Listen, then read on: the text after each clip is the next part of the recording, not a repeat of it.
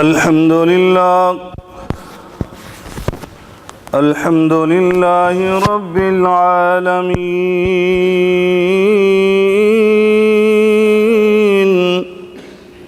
والعاقبة للمتقين والصلاة والسلام على أشرف الأنبياء والمرسلين وعلى آله وصحبه أجمعين. سبحانك لا علم لنا إلا ما علمتنا إنك أنت العليم الحكيم. رب اشرح لي صدري ويسر لي أمري واحلل عقدة من لساني يفقه قولي. أما بعد فإن خير الحديث كتاب الله أما بعد فإن خير الحديث كتاب الله وخير الهدي هدي محمد صلى الله عليه وعلى آله وسلم. وشر الأمور محدثاتها وكل محدثة بدعة وكل بدعة ضلالة وكل ضلالة في النار.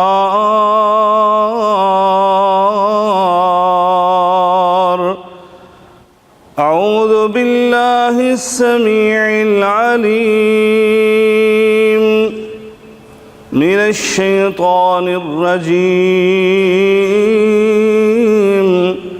بسم الله الرحمن الرحيم.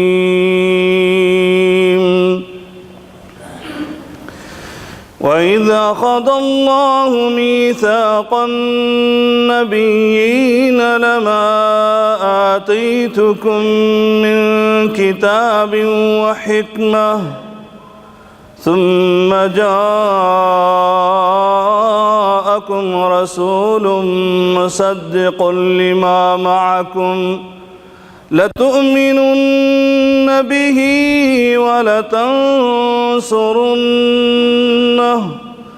قال أقررتم وأخذتم على ذلكم إصري قالوا أقررنا قال فاشهدوا وأنا معكم من الشاهدين.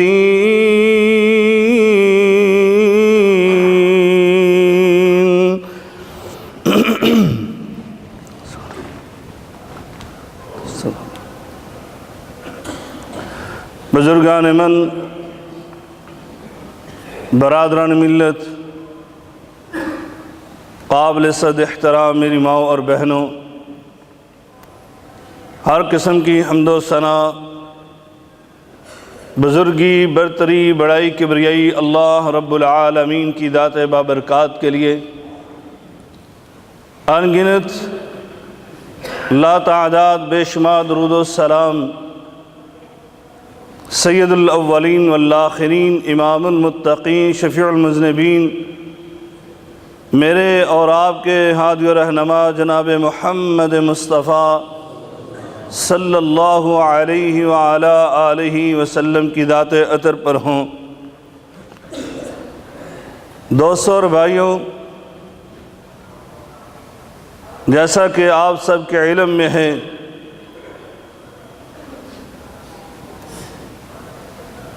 کہ ماہ ربیع الاول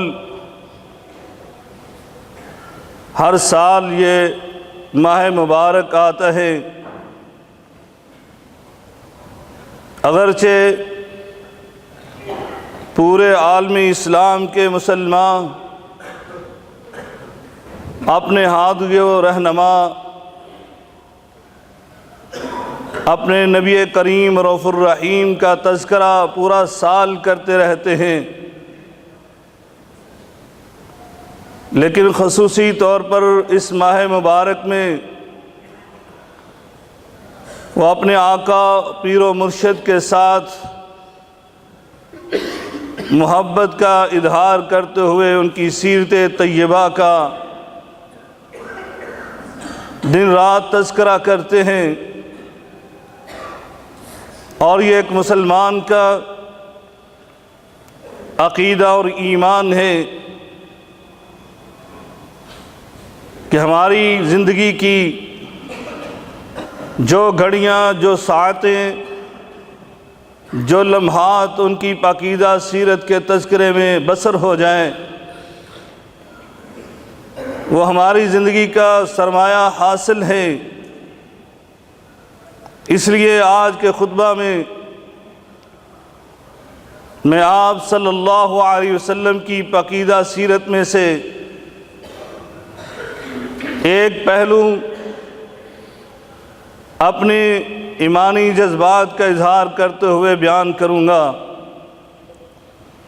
اللہ رب العالمین سے دعا ہے کہ اللہ تعالیٰ میرا شرح صدر فرمائے، میری زبان کی گرہ کو کھول دے، اور ہم جو سنیں اور سنائیں اس پر عمل پیرا ہونے کی توفیق عطا فرمائے۔ دوستو اور بھائیوں، وہ سیرت کا پہلو یہ ہے کہ میرے اور آپ کے آقا علیہ السلام کو اللہ رب العالمین نے وہ عظمت اور وہ بزرگی، وہ شرف اور وہ مقام، وہ بلندی اور وہ رفعت عطا فرمائی کہ اس کائنات میں کسی اور کو وہ منصب اور مقام حاصل نہ ہوا۔ اسی لیے حافظ شیرازی وہ اپنے ایمانی جذبات کا اظہار کرتے ہوئے کہتے ہیں، بعد از خدا تو ہی قصہ مختصر، کہ اللہ کے بعد اگر کسی کی شان ہے، اگر کسی کا مقام ہے، اگر کسی کی بزرگی اور شرف ہے، تو وہ میرے اور آپ کے آقا علیہ السلام کا ہے۔ اس نبی کریم رؤوف الرحیم کا مقام جب میں نے آپ کے سامنے بیان کرنے کے لیے قرآن مجید فرقان حمید کو کھولا تو یقین جانے مجھے قرآن مجید فرقان حمید کی 114 سورتیں، 30 پارے، بلکہ اس کا ایک ایک صفحہ، ایک ایک آیت میرے آقا، میرے پیر و مرشد جناب محمد مصطفیٰ صلی اللہ علیہ وسلم کی عظمت کو بیان کرتے ہوئے نظر آتی ہے۔ اس کائنات میں بڑے بڑے لوگ گزرے ہیں، حقیقت ہے جب ان کی فضیلت کو بیان کرنے کے لیے، ان کے محاسن، ان کے محامد، ان کے فضائل، ان کے شمائل کو بیان کرنے کے لیے لوگوں نے ان پر قلم اٹھائی تو زیادہ سے زیادہ ان کی ولادت با سعادت سے ان کا تذکرہ شروع ہوتا ہے۔ میں نے قرآن مجید فرقان حمید کو جب اٹھایا تو مجھے آپ کی عظمت کا یہ پہلو بھی نظر آیا کہ اللہ رب العالمین نے ابھی اپنے اس محبوب کو اس کائنات میں مبعوث نہیں فرمایا تھا، عالم ارواح کے موقع پر ہی اسی مقام پر اللہ رب العالمین نے آپ کی عظمت، آپ کی بزرگی، آپ کی فضیلت کو واضح کیا اور اس کو قرآن مجید فرقان حمید میں بیان فرمایا۔ جو آیت کریمہ طاہرہ مطہرہ میں نے آپ کے سامنے تلاوت کی ہے، اللہ تعالیٰ نے اس میں ایک خاص میثاق کا، ایک خاص معاہدے کا تذکرہ فرمایا ہے۔ اللہ تعالیٰ نے عالم ارواح میں دو معاہدے کیے۔ ایک عام معاہدہ تھا، وہ پوری انسانیت کے ساتھ اللہ نے معاہدہ کیا، اور وہ معاہدہ اپنی ربوبیت کا تھا۔ اللہ تعالیٰ نے اپنے تمام بندوں سے یہ معاہدہ کیا، الست بربکم، بتاؤ میں تمہارا رب نہیں ہوں؟ ساری کائنات نے، سارے انسانوں نے، حضرت آدم علیہ السلام سے لے کر آخر تک آنے والے اس انسان نے یہ اللہ کے ساتھ عہد کیا تھا، قالوا بلا، کیوں نہیں، تو ہی ہمارا رب ہے۔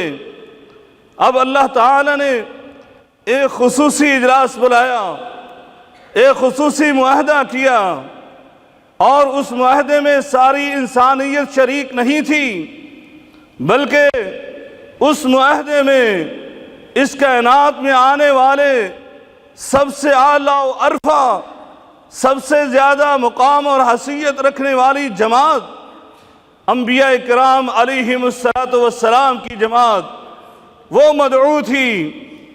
ان کو اس خصوصی اجلاس میں بلایا گیا، ان سے یہ معاہدہ لیا گیا۔ معاہدہ کیا تھا؟ اللہ رب العالمین فرماتے ہیں، میں تمہیں اپنی نبوت کا تاج پہنا کر کائنات میں مبعوث کروں گا، تم اپنی نبوت کا اور میری توحید کی دعوت کا ڈنکا بجا رہے ہو۔ اسی اثناء میں میرے آخری حبیب، میرے رؤوف الرحیم، میرے محبوب نبی جناب محمد الرسول اللہ صلی اللہ علیہ وسلم وہ تشریف لے آئے، تو تم نے، کسی نبی نے، کسی بھی پیغمبر نے، کسی بھی رسول نے اپنی دعوت کو پیش نہیں کرنا، بلکہ میرے نبی، میرے پیغمبر، صاحب قرآن، پیغمبر آخر الزمان، ان کا کلمہ پڑھ کر، ان پر ایمان لا کر ان کے امتی بن جانا ہے، اور پھر ان کے حامی و مددگار اور ناصر بن جانا ہے۔ اللہ رب العالمین نے یہ ان سے معاہدہ لیا۔ اللہ اکبر۔ دوستو اور بھائیو، تمام انبیاء کرام علیہم السلام نے اس معاہدے پر آمین کہا، لبیک کہا۔ اللہ رب العالمین نے اس معاہدے کی صورت، عملی صورت بیت المقدس میں پوری کروائی۔ واقعہ اسراء و معراج کے موقع پر، موضوع اسراء و معراج تھا۔ میرے آقا علیہ السلام فرماتے ہیں، وہاں پر ایک برگزیدہ جماعت میں نے بیت المقدس میں دیکھی، اور ان میں سے بعض نبیوں کا تذکرہ کیا، وہ بھی نماز پڑھ رہے تھے، جن میں سے سیدنا موسیٰ علیہ السلام کا تذکرہ کیا، اپنے دادا سیدنا ابراہیم علیہ السلام کا تذکرہ کیا، وہ بھی نماز پڑھ رہے تھے۔ پھر میرے آقا علیہ السلام نے فرمایا، حانت الصلاۃ، نماز کا وقت ہو گیا، نماز با جماعت ادا کرنا تھی۔ فقد اممت بہم، فرمایا میں نے ان کی امامت کروائی۔ اور ایک حدیث کے الفاظ یہ ہیں، ایک روایت میں الفاظ یہ آتے ہیں کہ اللہ رب العالمین نے، جماعت کا وقت ہوا، اللہ نے اپنے فرشتے کو، جبرائیل امین کو بھیجا، کہا میرے نبی کریم رؤوف الرحیم کا ہاتھ پکڑو اور امامت کے مسلح پر کھڑا کر دو۔ اللہ اکبر۔ کیا بیان کیا گیا، بتلایا گیا۔ میرے آقا، میرے پیر و مرشد، ان کی عظمت، ان کی رفعت اور ان کی بلندی اور ان کے مقام اور شرف اور بزرگی کا یہ تقاضا ہے کہ میرے آقا جہاں پر موجود ہوں وہاں نہ آدم صفیح اللہ مسلح پر کھڑے ہو سکتے ہیں، نہ نوح نجیح اللہ امامت کا حق رکھتے ہیں، نہ ابراہیم خلیل اللہ امامت کروا سکتے ہیں، نہ ہی اسماعیل ذبیح اللہ اس مسلح پر کھڑے ہو سکتے ہیں، بلکہ 1,24,000 کم و بیش انبیاء کرام علیہم السلام ان میں سے کوئی بھی نبی میرے نبی کی موجودگی میں امامت نہیں کروا سکتا۔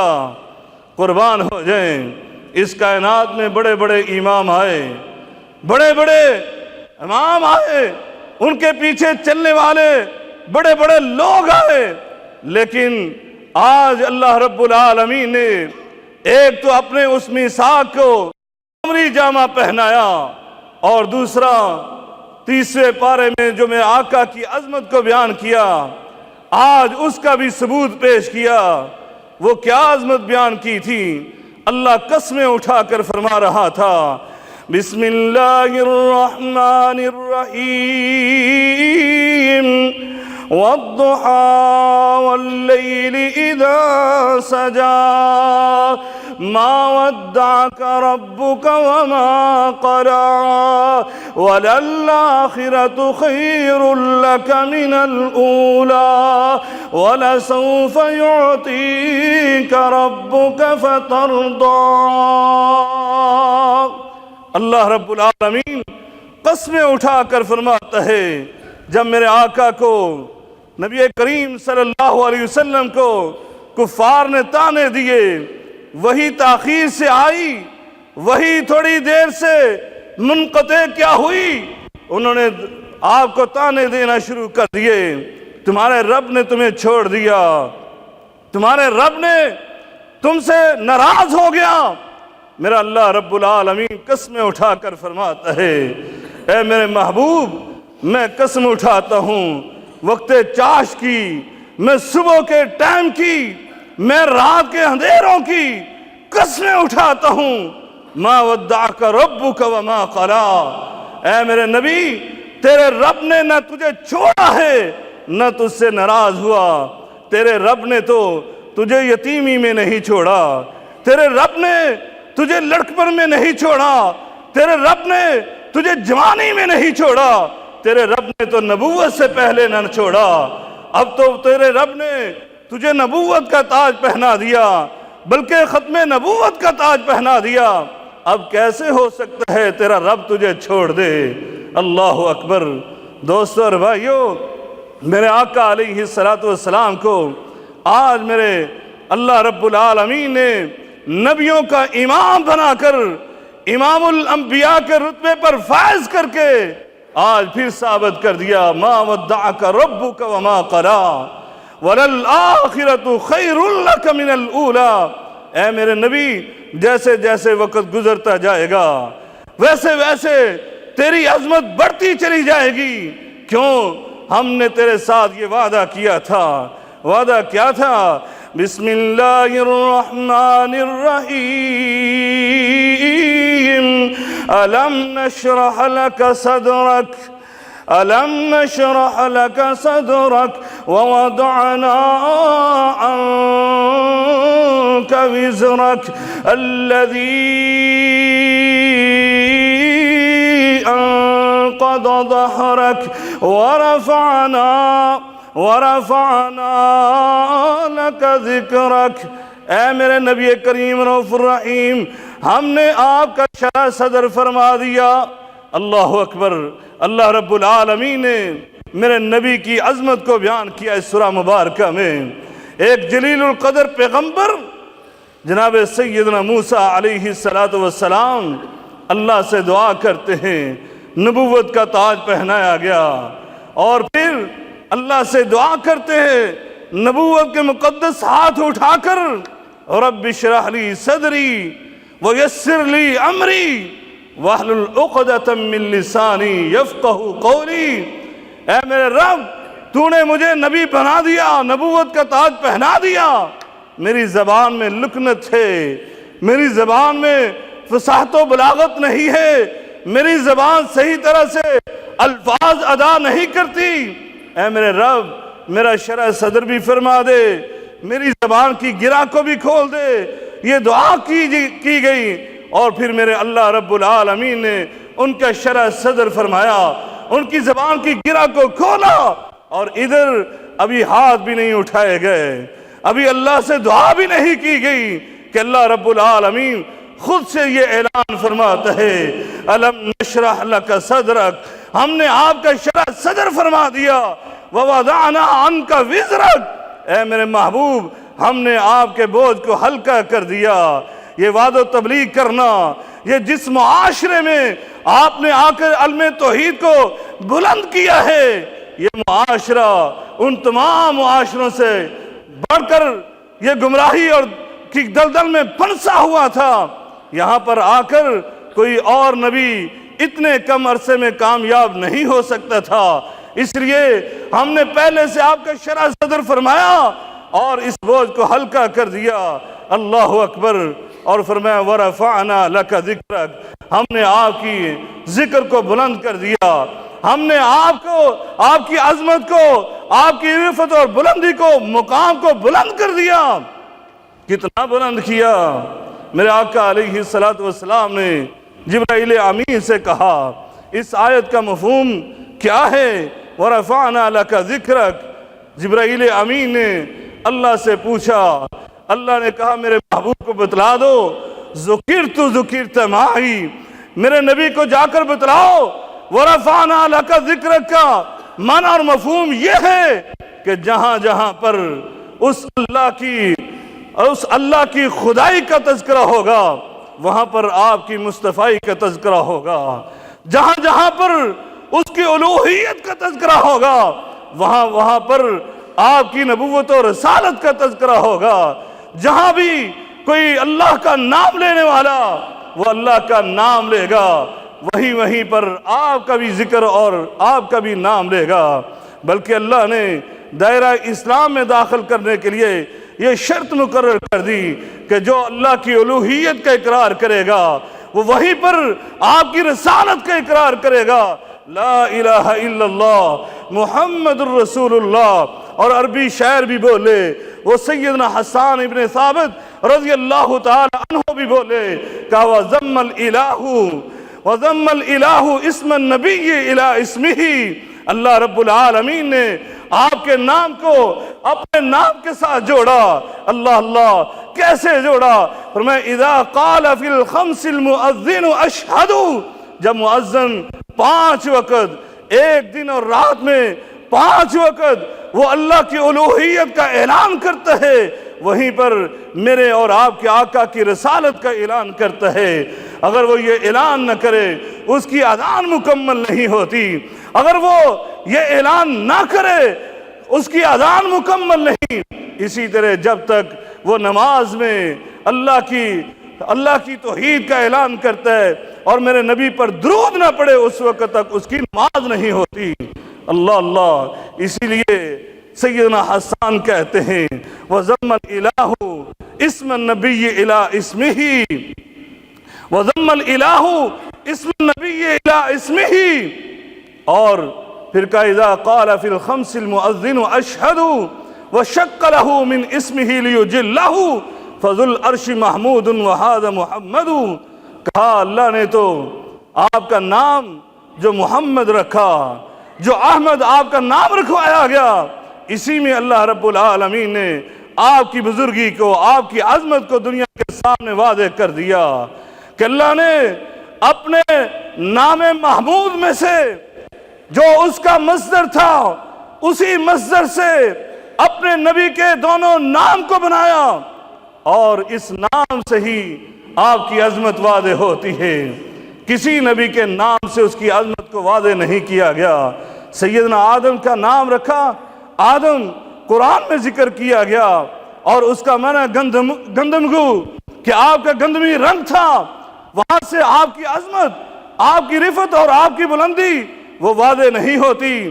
اسی طرح سیدنا موسیٰ علیہ السلام کا نام رکھا گیا کہ جس کا معنی پانی سے نکالا گیا، لیکن وہاں پر آپ کی تبلیغ، آپ کی وعظ و نصیحت، آپ کی شجاعت و جوان مردی، آپ کی عظمت واضح نہیں ہوتی۔ اسی طرح سیدنا نوح علیہ السلام کا نام اور اس کا معنی آرام کرنے والا، آرام پہنچانے والا رکھا گیا، لیکن وہاں پر آپ کی استقامت کا اظہار نہیں ہوتا۔ اسی طرح سیدنا عیسیٰ کلمۃ اللہ کا نام عیسیٰ قرآن نے بیان کیا، جس کا نام ہے سرخ رنگ والا، وہاں سے آپ کے چہرے کی رنگت تو محسوس ہوتی ہے، لیکن آپ کی حلیمیت، آپ کی کریمیت واضح نہیں ہوتی۔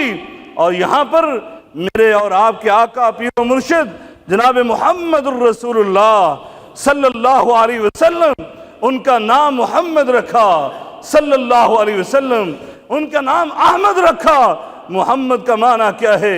محمد کا معنی صلی اللہ علیہ وسلم کہ اس کائنات میں سب سے زیادہ اگر کسی کی تعریف ہوئی، کسی کی توصیف بیان کی گئی، تو وہ جناب محمد الرسول اللہ صلی اللہ علیہ وسلم کی بیان کی گئی۔ احمد کا معنی کہ اس کائنات میں سب سے زیادہ اگر کسی نے اللہ کی حمد و ثنا بیان کی ہے تو وہ جناب محمد الرسول اللہ صلی اللہ علیہ وسلم نے کی ہے۔ دونوں ناموں میں میرے آقا علیہ السلام کی عظمت واضح کی گئی، اور ساتھ ہی اللہ رب العالمین نے قرآن میں اس عظمت کو بھی بیان کیا۔ فرمایا کائنات کے لوگوں، اس قرآن کے پڑھنے والوں سن لو، میں اللہ اس کا خالق ہوں، میں اللہ اس کا رب ہوں، میں اللہ اس کا الہ اور مسجود و مطلوب و مقصود ہوں، لیکن میں نے اس نبی کو اس قرآن مجید میں نام لے کر مخاطب نہیں کیا۔ اس کی عظمت کا یہ کہنا، اس کی رفعت اور بلندی کا کیا کہنا کہ اللہ خالق اور مالک ہے، وہ اللہ رب العالمین میرے اور آپ کے آقا کو نام لے کر مخاطب نہیں کرتا، اور دوسرے انبیاء کا نام لے کر مخاطب کیا گیا۔ قرآن مجید میں 20 مقامات ہیں، سیدنا آدم کو مخاطب کیا گیا نام لے کر، سیدنا ابراہیم کو مخاطب کیا گیا نام لے کر، سیدنا نوح کو مخاطب کیا گیا نام لے کر، ذاتی ناموں سے مخاطب کیا گیا۔ لیکن میں قربان ہو جاؤں اپنے آقا علیہ السلام کی عظمت پر، آپ کی بلندی اور رفعت پر، آپ کی بزرگی اور شرف پر، کہ اللہ خالق کائنات، اللہ خالق ارض و سما آپ کو مخاطب کرتا ہے تو ذاتی نام سے نہیں بلکہ صفاتی ناموں سے۔ کبھی کہتا ہے یا ایھا الرسول، کبھی کہتا ہے یا ایھا المزمل، کبھی کہتا ہے یا ایھا المدثر، اور کبھی کہتا ہے یاسین، کبھی کہتا ہے یا ایھا النبی انا ارسلناک شاہدا ومبشرا ونذیرا وداعیا الی اللہ باذنہ وسراجا منیرا۔ لیکن ذاتی نام سے مخاطب نہیں کیا۔ اللہ نے یہ ہمارے سامنے ایک اصول بھی بیان کر دیا، میں خالق ہو کر اس کو نام لے کر مخاطب نہیں کرتا۔ تو اس کے امتیوں، تم بھی یہ سمجھ جانا، تم نے بھی اپنے نبی کا کبھی اس کو مخاطب کرنا ہے، کبھی اس کو اس کے ساتھ بات کرنا ہے، تو کبھی اس کے ذاتی نام کو مخاطب نہیں کرنا، یا محمد نہیں کہنا، یا احمد نہیں کہنا، بلکہ اے اللہ کے رسول، یا رسول اللہ، یا حبیب اللہ، یا نبی اللہ، اس انداز سے تم نے مخاطب کرنا ہے، تم نے نام نہیں لینے۔ میں کون کون سا مقام آپ کے سامنے بیان کروں؟ میرے اللہ رب العالمین نے آپ کو یہ عظمت عطا فرمائی کہ جتنے بھی انبیاء آئے ان سب کو بتلایا گیا، اے انبیاء کی جماعت، تمہارا یہ علاقہ ہے، تم نے یہاں پر اپنی دعوت کا دائرہ کار تم نے بنانا ہے، یہ بستیاں تمہارے دعوت کا دائرہ کار ہیں، تم نے یہاں دعوت پیش کرنا ہے، یہ قوم تمہاری خاص قوم ہے، اس کو تم نے دعوت دینا ہے۔ وَإِلَىٰ ثَمُودَ أَخَاهُمْ صَالِحًا وَإِلَىٰ مَدْيَنَ أَخَاهُمْ شُعَيْبًا۔ اللہ رب العالمین نے اس انداز سے تمام انبیاء کا تذکرہ کیا۔ قرآن مجید میں جس نبی کا تذکرہ کیا گیا ان کے علاقے بتلائے گئے، لیکن قربان ہو جائیں، جب میرے اور آپ کے آقا پیر و مرشد کی باری آتی ہے، اللہ رب العالمین قرآن مجید فرقان حمید میں فرماتا ہے یا ایھا المدثر، اے آشیانے کی اصلاح کرنے والے، قم فانذر، کھڑے ہو جاؤ اور اپنی دعوت کا آغاز کر دو، وربک فکبر، اپنے رب کی کبریائی کو بیان کرو۔ اے آشیانے کی اصلاح کرنے والے، آشیانہ تیرا کتنا ہے اس کے بارے میں وضاحت فرماتے ہوئے اللہ قرآن مجید میں فرماتا ہے قُلْ يَا أَيُّهَا النَّاسُ إِنِّي رَسُولُ اللَّهِ إِلَيْكُمْ جَمِيعًا وَمَا أَرْسَلْنَاكَ إِلَّا رَحْمَةً لِلْعَالَمِينَ وَمَا أَرْسَلْنَاكَ إِلَّا كَافَّةً لِلنَّاسِ بَشِيرًا وَنَذِيرًا۔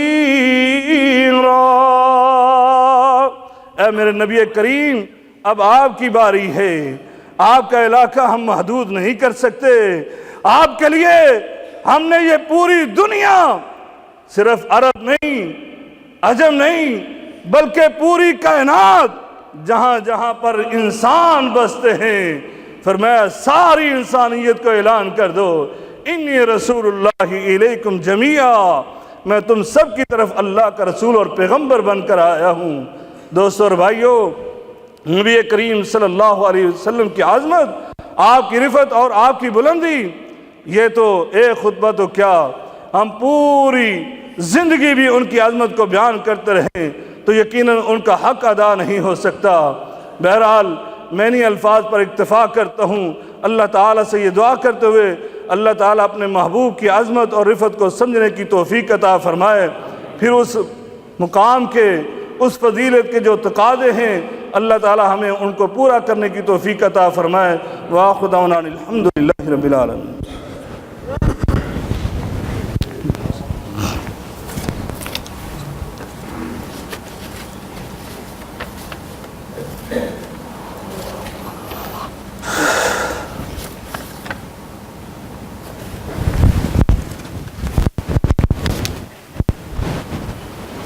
الحمد لله نحمده ونستعينه ونستغفره ونعوذ بالله من شرور أنفسنا ومن سيئات أعمالنا، من يهده الله فلا مضل له ومن يضلله فلا هادي له، وأشهد أن لا إله إلا الله وحده لا شريك له، وأشهد أن محمدًا عبده ورسوله۔